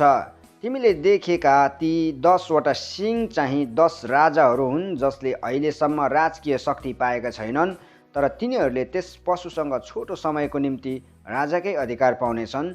तिनीहरू एकै मनका छन् र तिनीहरूले आफ्नो शक्ति र अधिकार त्यस पशुलाई सुम्पनेछन्। तिनीहरूले थुमाको विरुद्धमा युद्ध गर्नेछन् र थुमाले तिनीहरूलाई जित्नुहुनेछ, किनकि उहाँ प्रभु र राजाहरूका राजा हुनुहुन्छ। उहाँको साथमा हुनेहरू चाहिँ बोलाइएका, चुनिएका र विश्वासयोग्य हुन्। ती स्वर्गदूतले मलाई भने, तिमीले देखेका ती पानीहरू जहाँ त्यो बेश्या बसेकी छे ती चाहिँ मानिसहरू, भिडहरू, जातिहरू र भाषाहरू हुन्। अनि तिमीले देखेका ती 10 सिंह र त्यस पशुले त्यस बेश्यालाई घृणा गर्नेछन् र त्यसलाई एक्लो र नाङ्गो पार्नेछन्। त्यसको मासु खानेछन् र त्यसलाई आगोमा भस्म पारिदिनेछन्, किनकि परमेश्वरको वचन पुरा नहोउन्जेल एक मनका भई तिनीहरूले आफ्नो राजकीय शक्ति त्यस पशुलाई दिएर उहाँको अभिप्राय पुरा गर्न परमेश्वरले तिनीहरूका हृदय यो विचार हालिदिनुभयो। तिमीले देखेको त्यो स्त्री चाहिँ त्यो महानगरी हो जसले पृथ्वीका राजाहरूमाथि प्रभुत्व गर्छ। 18 अध्यायमा आइपुगेका छौँ। शीर्षक छ बेबिलोनको पतन। यसपछि ठुलो अधिकार भएका अर्का एउटा स्वर्गदूत स्वर्गबाट तल आइरहेका मैले देखेँ। तिनको वैभवले पृथ्वी उज्यालो भयो। तिनले यसो भनेर शक्तिशाली स्वरले कराए, महानगरी बेबिलोनको पतन भयो। यो महानगरी भूतहरूको वासस्थान, हरेक अशुद्ध आत्मा र हरेक अशुद्ध छ, किनकि सबै जातिहरूले त्यसको अशुद्ध कामवासनाको मद पिएका छन् र पृथ्वीका राजाहरूले त्यससँग व्यभिचार गरेका छन् र पृथ्वीका व्यापारीहरू त्यसको विलासिताको प्रभावले धनी भएका छन्। तब मैले स्वर्गबाट यसो भनिरहेको अर्को आवाज सुने, हे मेरा मानिस हो, त्यसबाट निस्केर आओ, नत्र त त्यसका पापहरूसँग तिमीहरू पनि सहभागी हुनेछौ र त्यसका विपत्तिहरू तिमीहरू भोग्नेछौ, किनकि त्यसका पापहरू स्वर्गसम्म थुप्रो लागेका छन् र परमेश्वरले त्यसका अधर्महरू सम्झनु भएको छ। त्यसले जे गरेकी थिए त्यही त्यसलाई देऊ, त्यसले गरेका कामको दोबर त्यसलाई फर्काइदेऊ। त्यसले प्यालामा जे भरेकी थिए त्यसको दोबर कडा हुने गरी त्यसलाई देऊ। त्यसले जति गौरव र सुख विलास गरेकी थिए त्यतिकै त्यसलाई यातना र शोक देऊ, किनकि त्यसले मनमा भन्दछे, महारानी भएर म बसेकी छु, म विधवा होइन, मैले कहिले शोक गर्नुपर्ने छैन। यसकारण एकै दिनमा त्यसमाथि विपत्तिहरू आउनेछन्, मृत्यु, शोक र अनिकाल आगोले त्यो भस्म पारिनेछे, किनकि त्यसको इन्साफ गर्ने परमप्रभु परमेश्वर शक्तिशाली हुनुहुन्छ। त्यससँग व्यभिचार गर्ने र सुखविलासमा रहने पृथ्वीका राजाहरू त्यो जलेको धुवाँ देखेर त्यसको निम्ति रुनेछन् र बिलाउन गर्नेछन्। त्यसको यातनाको डरले टाढै उभिएर तिनीहरूले यसो भनेछन्, हाय हाय त महानगरी, त शक्तिशाली बेबिलोन, एकैछिनमा नै तेरो दण्ड तमाथि पर्यो। पृथ्वीका व्यापारीहरू त्यसको निम्ति रुनेछन् र बिलाउन गर्नेछन्, किनभने कसैले पनि तिनीहरूका व्यापारका माल सामान फेरि कहिले किन्दैनन्, अर्थात् सुन, चाँदी, रत्न, मोती र मलमलका कपडाहरू, बैजनी कपडा, रेशम र चहकिलो रातो रङका कपडाहरू र सबै किसिमका सुगन्धित काठ र हरेक किसिमका हस्तीहाटका सामग्रीहरू, हरेक बहुमूल्य काठका काँसा, फलाम र सिङ्गमर्मरका पात्रहरू र दालचिनी, मसला, सुगन्धित धूप, मुर र सेतो धूप, मद, तेल, मसिनो पिठो, गहुँ, गाई भैँसी, भेडाहरू, बाख्राहरू, घोडाहरू, रथहरू, कमारा कमारीहरू, अर्थात् मानिसहरूका आत्मा। तिनीहरूले भन्नेछन्, ए बेबिलोन, तेरो मनले चाहेका फलहरू तँबाट गएका छन्। सबै स्वादिष्ट भोजनहरू र समस्त चमक दमक तैँले गुमाइस् र ती फेरि कहिले प्राप्त हुने छैनन्। यी सामानका व्यापारीहरू जसले त्यस नगरीमा व्यापार गरेर धन कमाएका थिए, त्यसमाथि परिआउने यातनाको डरले टाढै उभिएर यसो भन्दै तिनीहरू ठुलो स्वरले रुनेछन् र विलाप गर्नेछन्। हाय हाय त्यो महानगरी जो मलमल बैजनी र चहकिलो रातो वस्त्र लगाएर सुन रत्न र मोतीहरूले सिँगारिएकी थिए, किनभने एकै घडीमा यति धेरै धन नष्ट भएको छ। हरेक जहाजको कप्तान, जहाजमा यात्रा गर्नेहरू र नाविकहरू र सामुद्रिक व्यापारीहरू टाढै उभिए र त्यो महानगरी जलेर निस्केको धुवाँ देखेर यसो भनी कराए, त्यो महानगरी जस्तो कुन सहर थियो? अनि तिनीहरूले आफ्ना टाउकामा धुला हालेर रुँदै र बिलाउन गर्दै यसो भनेर कराए, हाय हाय त्यो महानगरी जहाँ समुद्रमा जहाज हुने सबैजना त्यसको सम्पत्तिद्वारा धनी भएका थिए, एकै छिनमा त्यो नष्ट भएको छ। हे स्वर्ग, त्यसको इन्साफमा रमाओ। हे सन्तहरू, प्रेरितहरू र अगमवक्ताहरू, तिमीहरूमाथि गरेका अन्यायको निम्ति परमेश्वरले त्यसको इन्साफ गर्नुभएको छ। तब एउटा शक्तिशाली स्वर्गदूतले ठुलो जाँतो जस्तै एउटा ढुङ्गा उठाएर यसो भनेर त्यसलाई समुद्रमा फाले, यसरी नै महानगरी बेबिलोन ठुलो बेगले फालिनेछ र त्यो फेरि कहिले पाइने छैन। बिना बजाउनेहरू, गायकहरू, बाँसुरी बजाउनेहरू र तुरही फुक्नेहरूका धुन तँमा कहिले सुनिने छैन र कुनै पनि शिल्पकार तँमा कहिले पाइने छैन। जाँतोको आवाज तँमा कहिले सुनिने छैन। बत्तीको उज्यालो तँमा कहिले चम्कने छैन। दुलहा र दुलहीको स्वर पनि तँमा कहिले सुनिने छैन, किनकि तेरा व्यापारीहरू पृथ्वीका ठुला ठुला मानिसहरू थिए र तेरा मन्त्रतन्त्रले जाति जातिहरू ठगिएका थिए। त्यसमा नै अगमवक्ताहरू, सन्तहरू र पृथ्वीमा मारिएकाहरू सबैको रगत पाइएको थियो। 19 अध्यायमा आइपुगेका छौँ। शीर्षक छ छुटकाराको गीत। त्यसपछि मैले स्वर्गबाट एउटा ठुलो भिडले चर्को स्वरमा यसो भनिरहेको जस्तो सुने, हालेलुया, मुक्ति, महिमा र शक्ति हाम्रा परमेश्वरका हुन्, किनकि उहाँका इन्साफ, सत्य र न्यायसँग छन्। सारा पृथ्वीलाई आफ्नो व्यभिचारले भ्रष्ट पार्ने त्यस महावेश्यालाई उहाँले दण्ड दिनुभएको छ र उहाँका दासहरूका रगतको बदला लिइसक्नु भएको छ। तिनीहरूले फेरि एकपल्ट उच्च स्वरले भने, हालेलुया, त्यो महानगरी जलेको छ, त्यसको धुवाँ सदासर्वदा मासतिर गइरहन्छ। अनि ती 24 धर्मगुरुहरू र ती 4 जीवित प्राणीहरूले घोप्टो परेर सिंहासनमा विराजमान हुनुभएको परमेश्वरलाई यसो भनेर दण्डवत गरे, आमेन, हालेलुया। तब सिंहासनबाट यसो भनिरहेको एउटा आवाज आयो, हाम्रा परमेश्वरको प्रशंसा गर, उहाँका सबै दास हो, तिमीहरू साना र ठुला जसले उहाँको भय मान्दछौ। त्यसपछि एउटा ठुलो भिडको स्वर जस्तो मैले सुने, उर्लदो पानीहरूको आवाज र धेरै शक्तिशाली मेघगर्जनको आवाज जस्तो मैले सुने, जसले यसो भनिरहेको थियो, हालेलुया, किनकि परम प्रभु हाम्रा परमेश्वर सर्वशक्तिमानले राज्य गर्नुहुन्छ। हामी रमाउँ र अत्यन्त खुसी हौँ र उहाँलाई महिमा दियौँ, किनकि थुमाका विवाहको दिन आएको छ र उहाँकी दुलही स्वयं तयार भएकी छिन्। चहकिलो र स्वच्छ मलमलको वस्त्र पहिरन तिनलाई दिइयो। चहकिलो मलमलको वस्त्र सन्तहरूका धार्मिक कार्य हुन्। अनि ती स्वर्गदूतले मलाई भने, यो लेख, थुमाका विवाहको भोजमा निमन्त्रणा पाउनेहरू धन्यका हुन्। तिनले फेरि मलाई भने, परमेश्वरका सत्य वचनहरू यिनै हुन्। अनि तिनलाई दण्डवत गर्न र तिनको पाउमा घोप्टो परे। तर तिनले मलाई भने, तिमीले मलाई यसो गर्नु हुँदैन, म येशूको गवाही कायम राख्ने मात्र तिम्रा भाइहरूको र तिम्रो सङ्गी दास मात्र हुँ। परमेश्वरलाई दण्डवत गर, किनकि येशूको गवाही अगमबानीको आत्मा हो। अर्को शीर्षक छ सेतो घोडा र त्यसको सवार।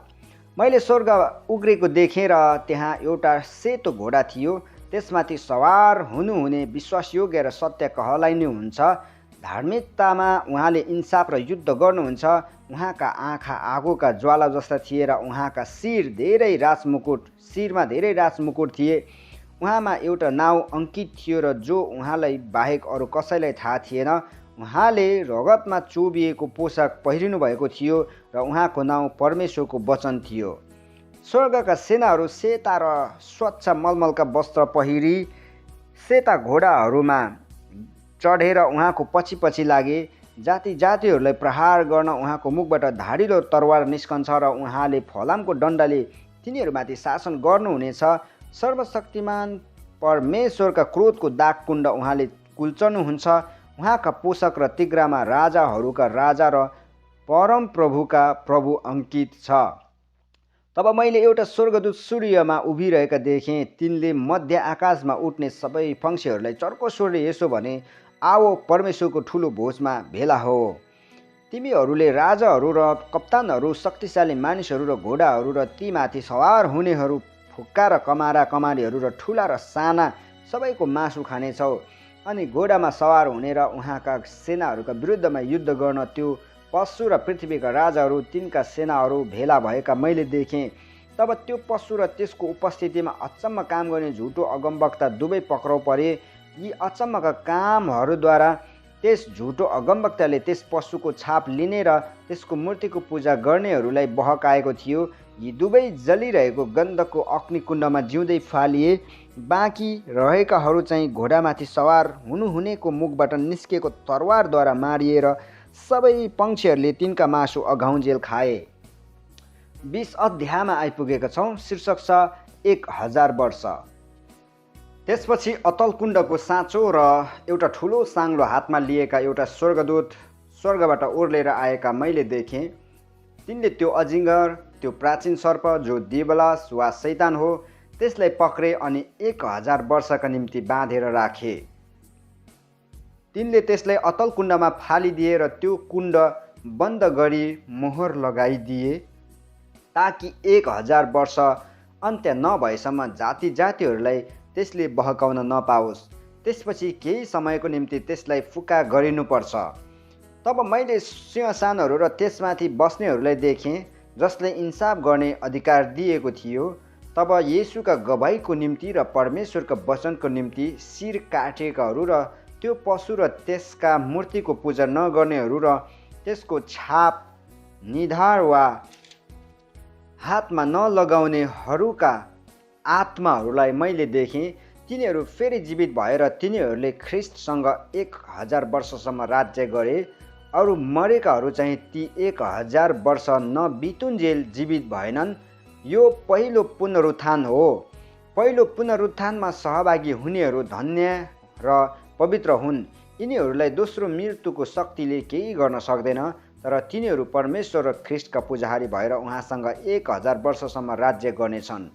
अर्को शीर्षक छ शैतानको अन्तिम विनाश। 1000 वर्ष बितेपछि शैतान त्यसको कैदबाट छोडिनेछ र पृथ्वीका चारै दिशामा भएका देश देशका मानिसहरूलाई बहकाउन, अर्थात् गोग र मागोगलाई लडाइँको निम्ति भेला गर्न निस्केर आउनेछ।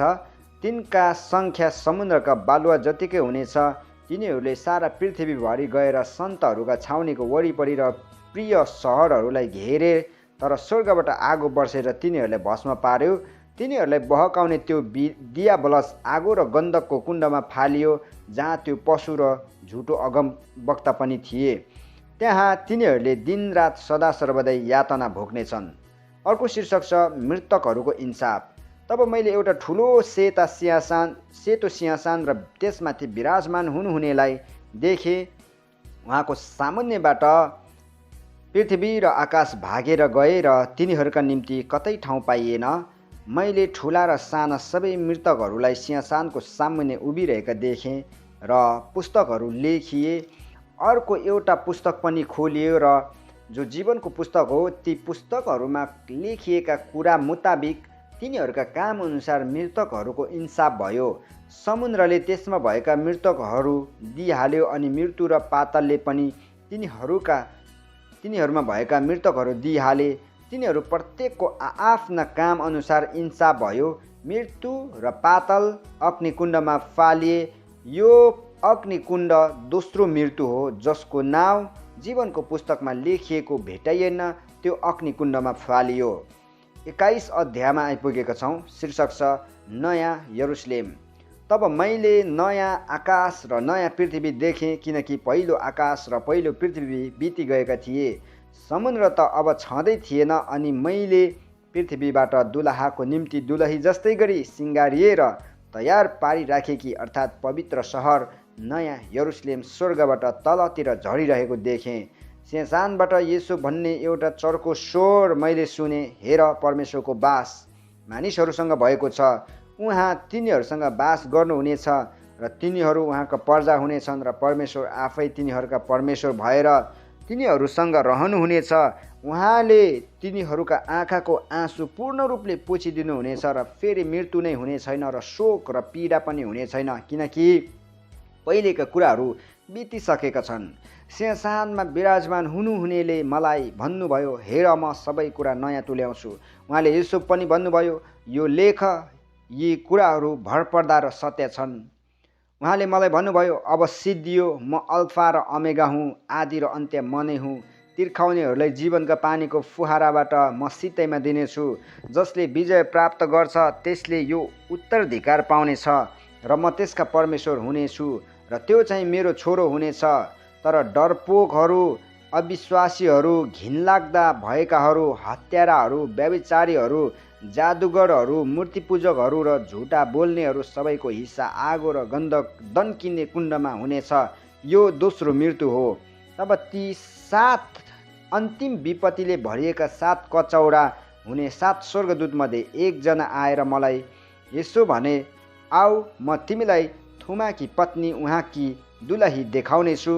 तिनले मलाई पवित्र आत्मामा एउटा ठुलो र उच्च पर्वतमा लगेर परमेश्वरबाट स्वर्गदेखि तलतिर झरिरहेको पवित्र सहर यरुशलेम मलाई देखाए।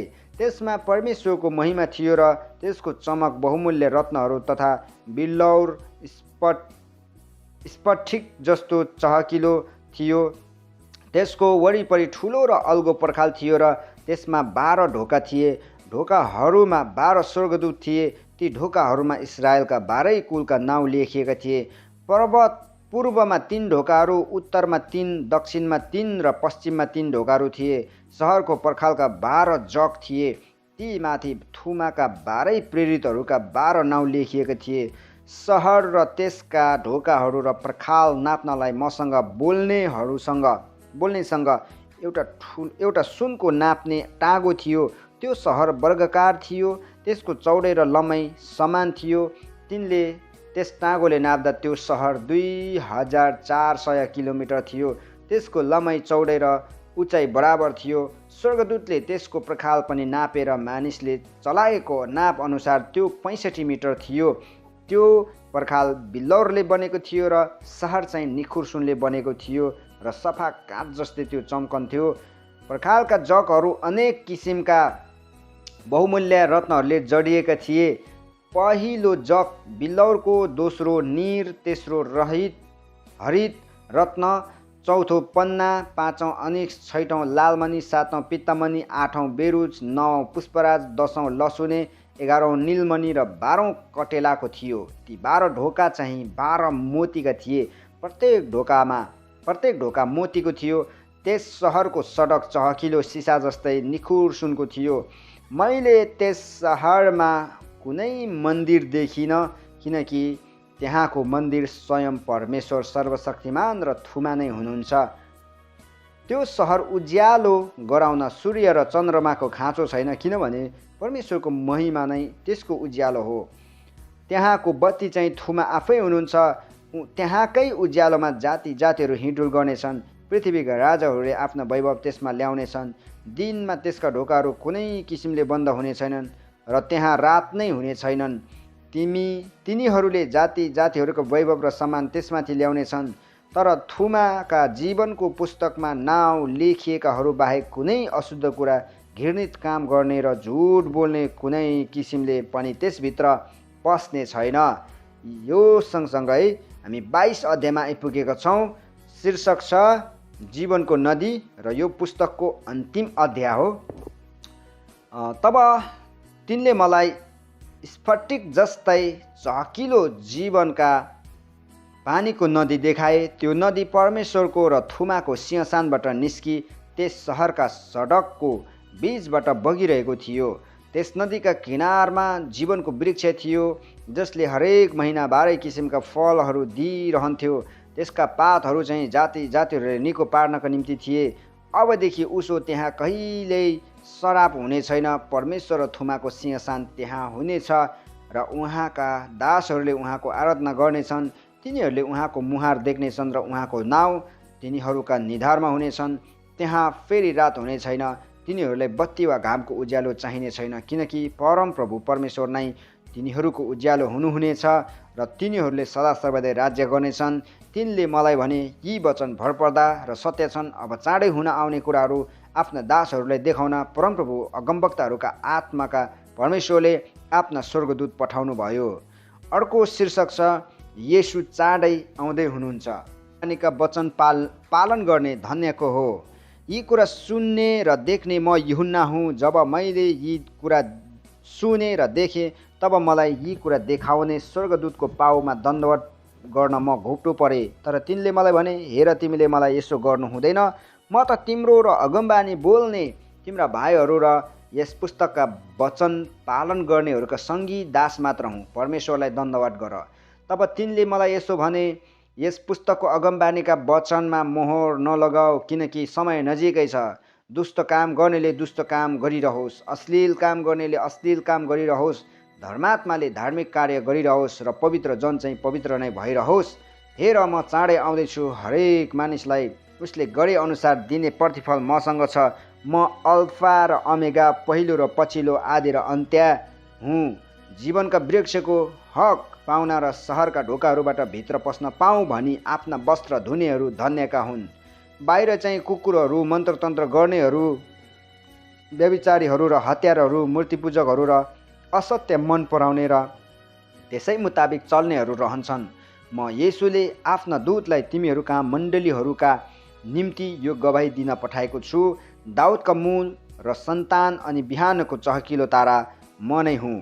पवित्र आत्मा र दुलही भन्नुहुन्छ, आउनुहोस्। जसले सुन्छ त्यसले भनोस्, आउनुहोस्। जो तिर्खाउँछ त्यो आओस्। जसले इच्छा गर्छ त्यसले जीवनको पानी सित्तैमा लियोस्। यस पुस्तकको अगमबानीका वचन सुन्ने हरेक मानिसलाई म चेतावनी दिन्छु। यदि कसैले तिनमा थप्यो भने यस पुस्तकमा लेखिएका विपत्तिहरू परमेश्वरले त्यसमाथि थपिदिनुहुनेछ। अनि कसैले यस अगमबानीको पुस्तकका वचनबाट केही घटायो भने यस पुस्तकमा लेखिएका जीवनको वृक्ष र पवित्र सहरबाट त्यसले पनि पाउने हिस्सा परमेश्वरले त्यसबाट खोज्नुहुनेछ।